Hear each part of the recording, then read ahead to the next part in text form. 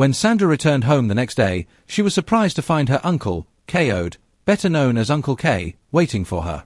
Unlike Uncle Sunday, Uncle K was always cheerful, and his eyes lit up the moment he saw her. "Ah, my beautiful niece. Long time no see," he exclaimed, pulling her into a tight hug. Sandra managed a small smile. Though Uncle K was friendly, she knew his reputation well. He was a welder with a wide circle of friends, most of whom were his customers, and many of them were men of questionable character.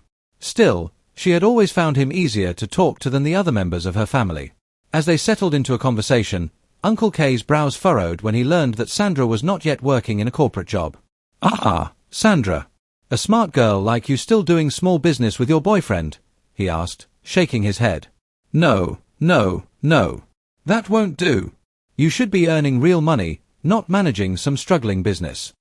Sandra opened her mouth to argue, but before she could speak, he leaned in excitedly. "Listen, I have good news for you," he said, lowering his voice as if sharing a great secret. "Tomorrow, come and see me. I'll take you to meet a very important man, one of the directors of a big government corporation." Sandra's ears perked up. Which corporation? When Uncle K mentioned the name, her heart skipped a beat. It was the very organization she had dreamed of working for since high school. "Are you serious?" she asked, her excitement creeping in. "Of course. And let me tell you something, this man is not like those useless big men who only help their girlfriends," Uncle K said with a laugh. "This one is a proper Christian, fanatical, Seth. Always preaching to me, disturbing my life with Bible verses. If you show him that you, too, are one of those Jesus people, he will like you instantly. Trust me, this is a golden opportunity." Sandra's mind raced. If this man was truly a devoted Christian, then perhaps this wasn't just another one of Uncle K's shady deals. Maybe this was real. More importantly, she thought, a stable salary would mean extra income to grow the business. David could manage things while she worked. In the end, it would benefit both of them. She looked at her uncle, who was grinning proudly, clearly expecting her gratitude. "Well, Uncle K," she said slowly, "I will think about it." But deep down, she already knew she was going to take this chance. As Sandra stepped out of the house, she pulled out her phone and quickly dialed David's number. "Hey, love," David's warm voice came through almost immediately. "Where are you off to so early?" Sandra smiled, but she kept her tone playful and mysterious. "I'm just stepping out to meet one of my uncles," she said lightly. "I'll gist you when I get back." David chuckled. "Sandra, you and your suspense. Just be safe, okay?" "I will," she assured him before ending the call and hurrying toward Uncle K's workshop. When she arrived, Uncle K looked up from where he was working, surprise flashing across his face. "Ah, Sandra. You don't waste time at all. So, you are this hungry for the job?" He laughed heartily. "You Gen Z youths, always ready to grab big opportunities with both hands." Sandra rolled her eyes with a smile. "Uncle, I'm just being serious about my future. Please subscribe." Uncle K grinned and turned to one of his apprentices. "Oya, go to Mama Beese's shop and buy some snacks and a cold drink for my niece. Let her enjoy while she waits." As Sandra settled onto a wooden bench, she quietly munched on her snacks while observing the noisy workshop. Sparks flew from welding rods, metal clanged against metal, and workers shouted instructions to one another. But despite the chaos around her, her mind was focused on one thing, the man she was about to meet. Then Uncle K's voice broke into her thoughts. "Ogre engineer," he boomed into his phone, his tone suddenly respectful. "Yes, sir. I'm with my niece now. You know I won't bring just anybody to you. She is sharp, hard-working, and well-mannered." Yes. We are at the workshop. 30 minutes. No whiler, sir. We'll be expecting you." As he ended the call, Sandra's heart skipped a beat. 30 minutes. In 30 minutes, she would be sitting face-to-face with Engineer Dixon, a man who could change her life forever. She took a deep breath and, without hesitation, did what she always did in moments like this. She bowed her head slightly and began whispering a quiet prayer. "Father, please grant me favor before this man. Let him see something special in me. Let this opportunity be for my good. Lord, take control." And as she prayed, she felt a calm settle over her heart. Whatever happened next, she was ready. A sleek, dark blue car pulled up in front of Uncle K's workshop, its polished surface reflecting the harsh afternoon sun. The engine purred softly as it came to a stop, and the man who stepped out was just as impressive as his ride, tall, well-built, and dressed in a crisp, perfectly tailored suit. His presence commanded attention, and every eye in the workshop turned to him, but his own eyes sought only one person, Uncle K. As soon as he saw him, he broke into a broad smile and greeted K in their uncommon local dialect, a tongue so rich and ancient that only those deeply rooted in their culture could fully grasp its depth. "Ah, mya. Bewo ni ilu wa. I knew mi dun latiai loniai." Uncle K responded with equal warmth, clapping his hands together in excitement. "Ah, Gar Dixon. Emi arti ilu wa ko ye, Anna loj oni." Sandra sat quietly, observing the interaction, her heart racing with expectation. Then, just as her eyes met Engineer Dixon's, he turned his attention to her, his expression shifting to one of mild curiosity. He greeted her in the same dialect, his voice smooth and authoritative. "Suanra o, a with grave bk. Alanu li run fun." For a brief second, Sandra hesitated, her tongue searching for the right intonations. Though she had grown up hearing her mother insist on their language, years of schooling and mixing with people from diverse backgrounds had softened her fluency. But she managed a response. "Mo wa dada, barber. Ayan sir." Dixon's lips curled slightly in amusement. It was clear her accent was different. Her speech had the undertones of someone whose fluency had been shaped more by discipline than by natural flow. He exchanged a subtle glance with Uncle K, an unreadable expression passing between them. Then, with a small nod, he made a gesture towards the car. "She will follow me to my office," Uncle K announced matter-of-factly, turning to Sandra. Sandra stiffened. She hadn't expected this. Somehow, she had assumed the conversation would take place here, with her uncle present. Something about getting into a stranger's car, even one as polished and respectable as Engineer Dixon, made her pause. Noticing her hesitation, Dixon let out a short, hearty laugh. Then, his voice dropped to a softer, reassuring tone. "My sister, it is not right for the righteous to fear or be afraid. Have you forgotten?" His eyes twinkled with something unreadable as he added, "The righteous is as bold as, please, Miss What?" Sandra couldn't help but chuckle a little. "Sandra," she supplied. "Good. Now, help me complete the scripture," he urged. "The righteous is as bold as a lion," Sandra answered instinctively. But Dixon wagged a playful finger. "No, no. In this case, our righteous sister must be as bold as a lioness." Sandra forced a smile, but a strange feeling crawled down her spine. Something about his tone, about the way he emphasized the word lioness, unsettled her. Yet, Uncle K was already gesturing for her to follow, and not wanting to create a scene, she forced herself to obey. As soon as they were in the car and the door shut with a soft click, Sandra expected Engineer Dixon to begin discussing employment opportunities. Perhaps some questions about her qualifications, her skills, or even a brief insight into the job she was being considered for. But he said nothing of the sort.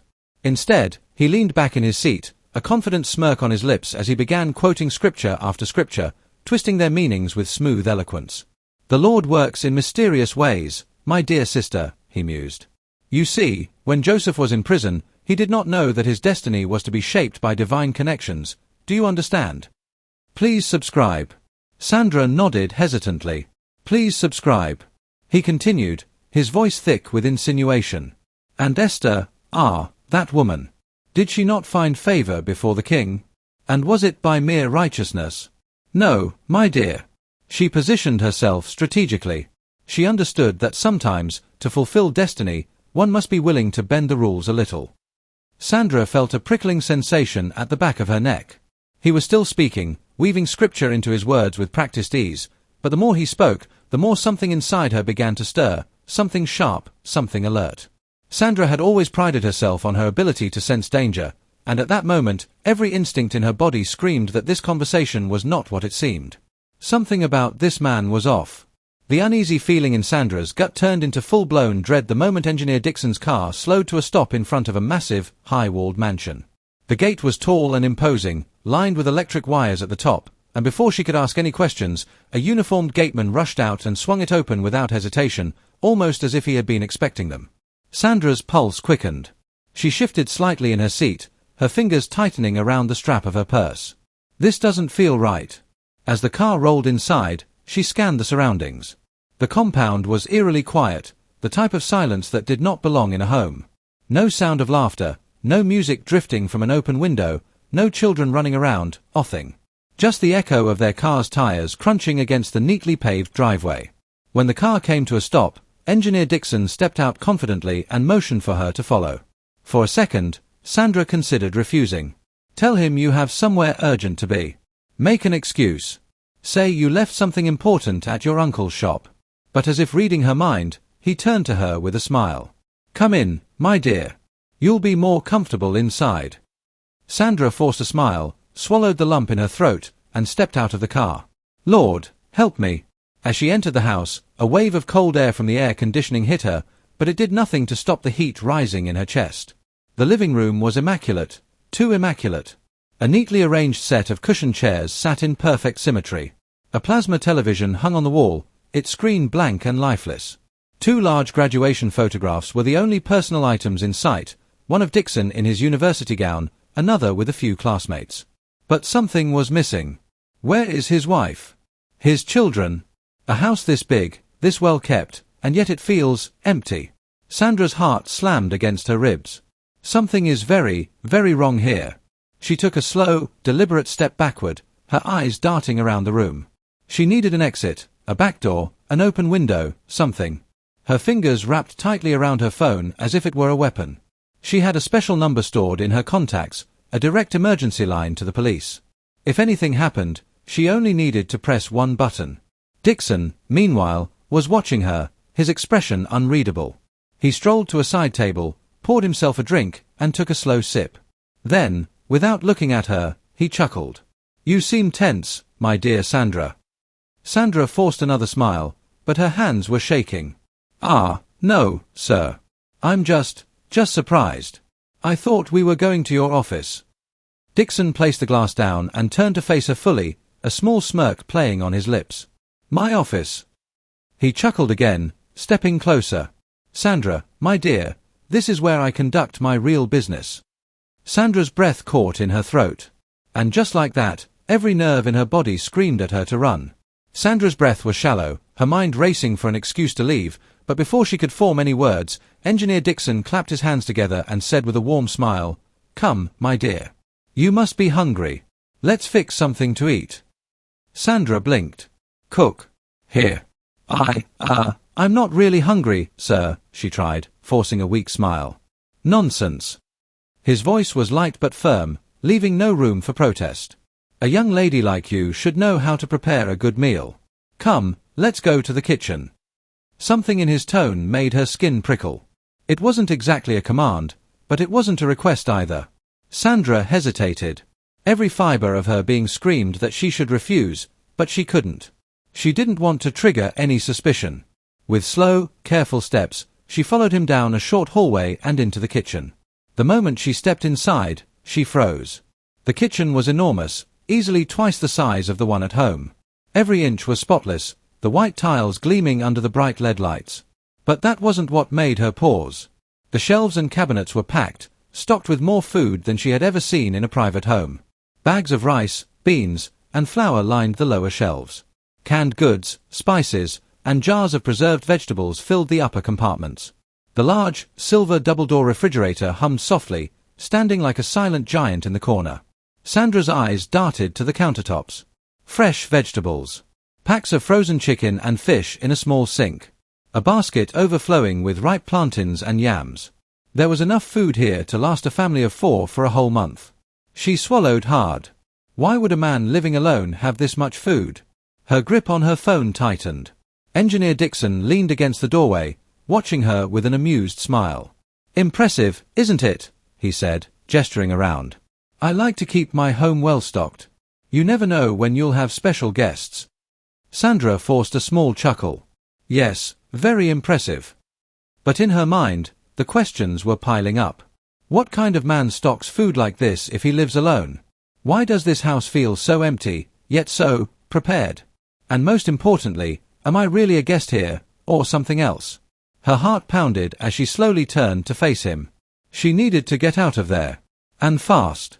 Sandra moved swiftly in the kitchen, her hands working with practiced efficiency as she chopped vegetables, stirred the pot, and fried the plantains. Normally, she enjoyed cooking. It gave her a sense of control, a rhythm she could follow. But tonight was different. Engineer Dixon never left her alone. He stood nearby, leaning on the counter, asking question after question, his voice an irritating buzz in her ears. "So, Sandra, what's your favorite food? Do you always cook this fast?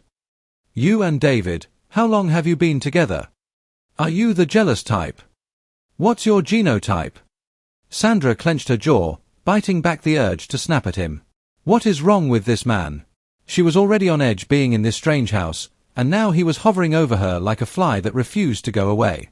"Engineer," she said at one point, forcing a polite smile, "don't you have something else to do while I finish cooking?"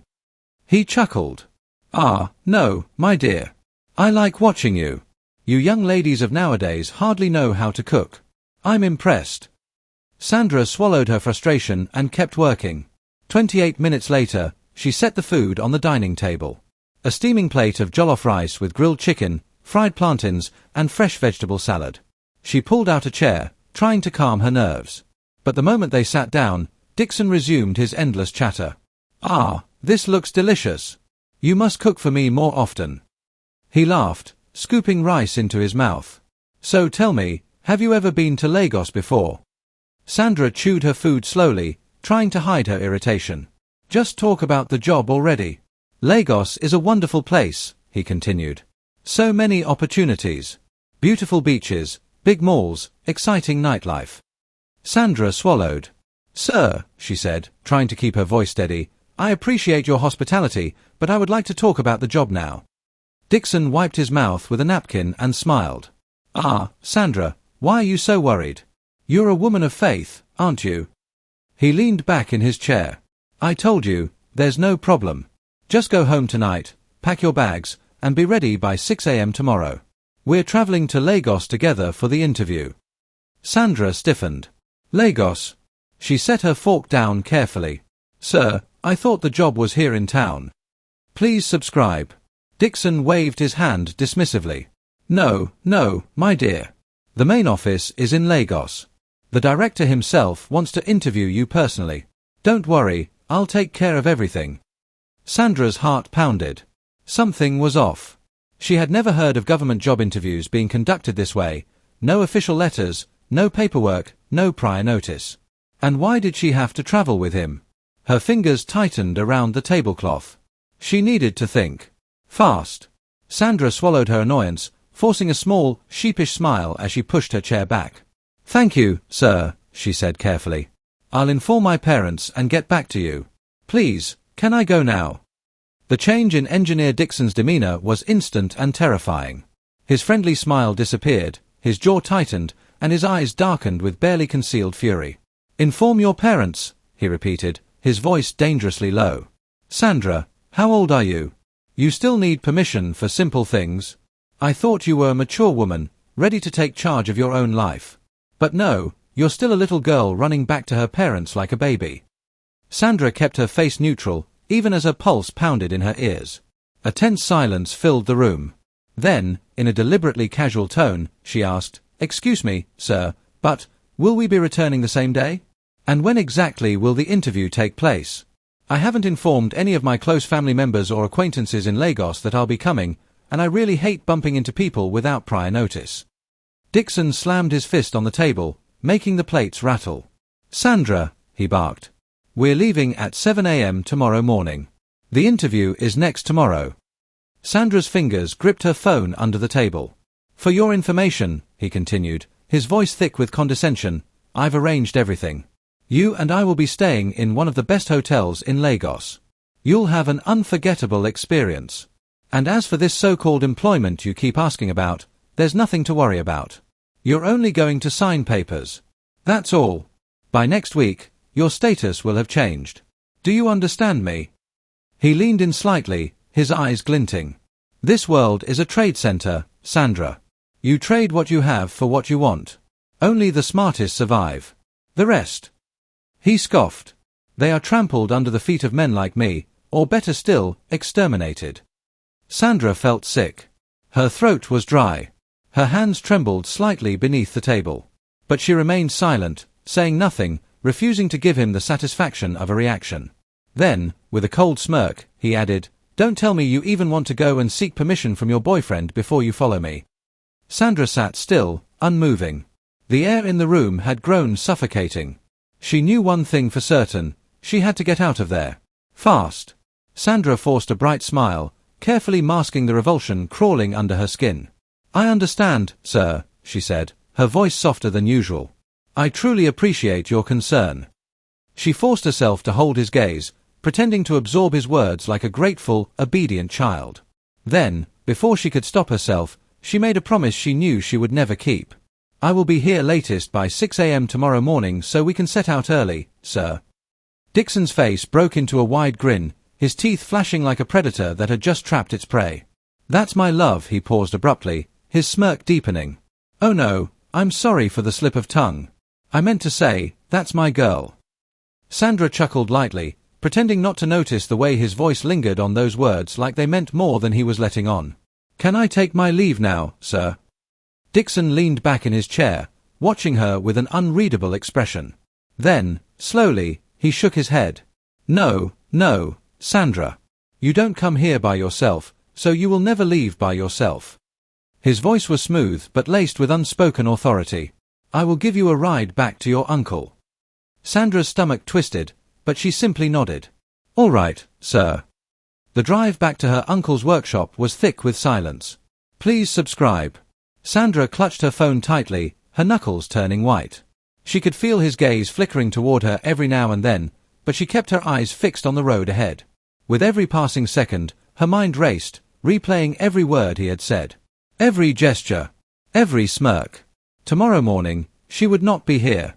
She would be anywhere but here. "Please subscribe." Sandra sighed in deep relief when she arrived at her uncle's workshop and found it empty. Thank God, she thought. She wasn't ready to recount her meeting with Engineer Dixon, not now, not ever. Without wasting another second, she turned and bolted straight home. As soon as she hit the comfort of her bed, flashes of David's dream rushed into her mind like an uninvited storm. A cold shiver ran down her spine. That dream, it suddenly made sense now. It wasn't just a dream, it was a warning. A deep fear gripped her, and before she could stop herself, she fell to her knees. Oh, Lord, thank you for opening my eyes. Thank you for saving me from the snare of the wicked. Please, let no evil come near me. Deliver me from the traps of the enemy. She prayed and prayed until exhaustion took over. And there, on her knees, she drifted into a deep, dreamless sleep. Sandra didn't waste a second. At the first light of day, she ran straight to their office. "David," she called breathlessly as she burst through the door. "You won't believe what happened to me yesterday." David, who was busy arranging some documents, looked up in mild amusement. "What happened?" Sandra took a deep breath and recounted every detail, from her uncle's introduction to Engineer Dixon, to the strange visit to his house, to his insistence that she must follow him to Lagos. She even described the eerie silence during the drive back and the unnerving way he had called her my love. When she finally finished, expecting David to react with anger or frustration, he simply leaned back and smiled. "All thanks be to the living God," he said calmly. Sandra frowned. "David, is that all you have to say? This man nearly trapped me, and you're just saying thanks be to God." David chuckled. "Sandra, don't you see? That's exactly why we should thank him. The enemy set a trap, but you escaped it. What else can we say but thank you, Lord?" Before Sandra could respond, her phone vibrated violently in her hand. "Dixon." She stared at the screen as his name flashed repeatedly. One call. Then another. And another. Her phone almost exploded with back-to-back calls. She ignored them. Then, her uncle's number popped up. She ignored that too. Minutes passed, and the ringing didn't stop. It was as if Dixon had lost his mind. The constant vibrations disturbed her so much that she was forced to switch off her phone entirely. That evening, when she got home, she hesitated before turning her phone back on. The moment it powered up, a notification popped up. 87 missed calls. Sandra burst into laughter. Scrolling through, she saw a long, angry message from Dixon, filled with insults. "You are the most irresponsible and stupid girl I have ever come across. How dare you ignore me? Do you know who I am? You just lost the biggest opportunity of your life, and I will make sure you regret this." Sandra only laughed harder. "Biggest opportunity, my foot," she muttered. She had never felt more grateful for the wisdom to walk away. Saturday was Sandra's sacred day of rest. Ever since her school days, she had set aside this day to relax and prepare herself spiritually for Sunday service. Her routine was simple: do her laundry, iron her clothes, eat breakfast, and retreat to bed, where she would browse the internet and check her emails lazily. But on this particular Saturday, something felt different. As she lay on her bed scrolling mindlessly through her phone, an odd instinct nudged her: check your emails. She almost ignored it, but something wouldn't let her be. With a sigh, she tapped open her inbox. 120 unread notifications. Sandra rolled her eyes. Spam, spam, and more spam. She was about to exit when, without thinking, her finger tapped randomly on one message. And that was when her entire world shifted. Dear Sandra, the email began. We are pleased to inform you that you have been selected for an automatic scholarship at one of the most prestigious universities in the United States of America. This opportunity comes with uncommon privileges, including full travel expenses, settling in allowances, a guaranteed job for you and any relatives coming along, and even the option to bring your spouse and children, if applicable. Your salary package is also confirmed to be among the best in your field. Sandra froze. Her breath caught in her throat. Her fingers trembled as she read the email again. And again. Then, Jesus! She screamed, leaped off the bed, and dashed out of the room like a madwoman. In a heartbeat, she was outside, running barefoot through the streets, heading straight for David's family house. She had to tell him. This was beyond a miracle. This was divine intervention. Sandra burst through the door of David's family house, her heart pounding wildly as she darted into the parlor. In her distress, she screamed at the top of her lungs, "Mummy, where is David? Where is he, please?" Her voice echoed off the walls, sharp and desperate, and for a terrifying moment, David's mother froze in shock. Alarmed by Sandra's frantic cry, the kindly woman's eyes filled with concern. Neighbors, drawn by the commotion, soon gathered at the doorway, murmuring in hushed tones as they stepped inside to help calm the situation. David's mother, her hands trembling, wrapped Sandra in a gentle embrace and murmured soothing words, urging her to take deep breaths. After a few tense minutes, when Sandra's sobs had subsided into quiet hiccups of worry, David's mother finally managed to speak. "Sandra, dear, please try to calm yourself," she said softly. "Your father sent David on an errand this morning. He's not in trouble, he's just out right now." At those words, Sandra's eyes widened and her heart clenched. Almost instinctively, she fumbled for her phone. The buttons felt as if they were burning her hands as she dialed David's number repeatedly, each ring fueling her anxiety. When, at last, David's familiar voice answered, her emotions exploded into a piercing scream through the phone. "David, anywhere you are, come back home now, now, it has happened, come back home now, now, now." Her voice was raw with fear and desperation as the words tumbled out uncontrollably. The call ended abruptly when she dropped the phone onto the floor, her body trembling uncontrollably as she sank into a nearby chair. Despite the calming attempts of David's mother and the concerned neighbors, Sandra was too overwhelmed by her fear and anguish to be consoled. Even when David's father rushed back from his shop upon hearing the commotion, his kind, steady presence couldn't bridge the deep chasm of worry and uncertainty that gripped her. In that charged moment, every echo of her scream, every tear shed, bore witness to the painful realization that something was terribly wrong, and that without David by her side, the world was a far colder, lonelier place. David's mind was racing as he stood in the small, dimly lit chemist shop, waiting for the pharmacist to package the items he had been sent to buy. Sandra's urgent call had thrown him into a state of panic, and his mind immediately assumed the worst. Something terrible must have happened to her or her family. Without thinking, he abandoned the items, bolted out of the shop, and sprinted towards Sandra's house. His breathing was heavy, his heart pounding as he pushed through the gate and rushed inside, expecting to find a house in chaos. But what he saw nearly knocked the wind out of him. Sandra's father sat on the balcony, laughing heartily with his wife, their faces radiating joy. The scene was the exact opposite of what he had imagined. His breath caught, and his panic surged even higher, the disconnect between his fears and reality making his head spin. Without pausing to consider his words, he blurted out, his voice thick with urgency, "Where is Sandra? What have you people done to her? Where is she?" Sandra's parents turned to him, their laughter abruptly silenced, replaced by confusion. They exchanged bewildered glances, wondering what had possessed the young man to burst in like this. Before they could respond, David snatched his phone and, with shaking fingers, dialed Sandra's number. As soon as the call connected, her voice came through, loud and desperate. "David, why is it taking you so long? Where are you?" Still catching his breath, he replied, "I'm at your family's house." A piercing scream erupted from the other end. "No, oh, I am in your family house." David's body stiffened in realization. He had completely misunderstood her call. Without another word, he spun around and took off, running back the way he had come. His legs moved on instinct, his lungs burning as his heart slammed against his ribs. Behind him, Sandra's father's deep, menacing voice rang out like a final warning. "David, I warn you, if anything happens to Sandra, consider yourself in serious trouble. I will deal with you so hard you will forget your own name." As if summoned by the tension, Samuel, a familiar face from the neighborhood, appeared from the side of the road and, sensing the urgency, instantly joined David in the mad dash. Together, they ran, the weight of misunderstanding pressing heavily on David's chest, knowing he had just set himself up for a problem he never saw coming. Please subscribe.